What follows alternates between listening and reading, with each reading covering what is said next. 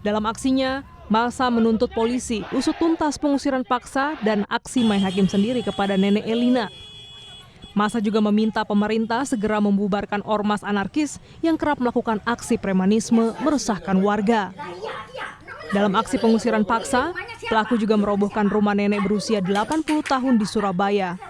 Usai jadi korban pengusiran paksa di kediamannya, Elina Wijayanti, nenek berusia 80 tahun, tinggal sementara di indekos miliknya di wilayah Balongsari, Surabaya.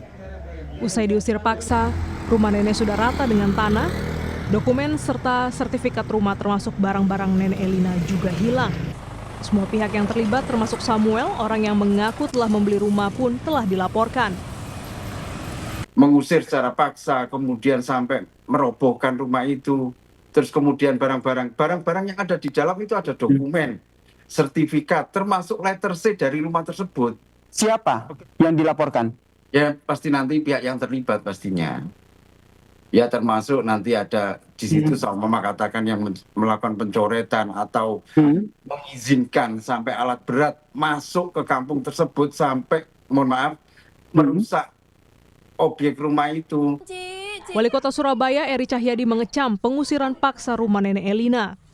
Eri bilang penyelesaian sengketa kepemilikan rumah atau lahan seharusnya ditempuh melalui jalur hukum, bukan dengan cara kekerasan, sebab Indonesia adalah negara hukum. Dia sudah membeli. Satu sisi nenek mengatakan bahwa ini masih rumah beliau. Ketika terjadi hal seperti ini, ketika ada pembelian, maka lakukan secara hukum. Apapun yang terjadi, apakah itu miliknya Pak Samuel pun, kalau Pak Samuel benar, maka tidak boleh melakukan kekerasan seperti itu. Karena ini juga melanggar hukum. Maka kita lakukan, ini negara hukum, ya kita berjalan sesuai hukum. Dalam program Kompas Petang, Guru Besar Hukum Pidana Universitas Pelita Harapan Jamin Ginting menilai eksekusi dari putusan pengadilan dilakukan jurusita dan dibantu aparat penegak hukum. Upaya terhadap eksekusi yang berdasarkan putusan pengadilan yang telah mempunyai kekuatan hukum tetap tidak pernah dilakukan oleh ormas, Mas. Maka kalau ada ormas yang melaksanakan eksekusi, ini ilegal menurut saya, dan sehingga itu bisa dikenakan pemidanaan. Perbuatan itu dilakukan secara melawan hukum. Nah, kalau demikian nanti pembongkaran dan itu dianggap tidak sah.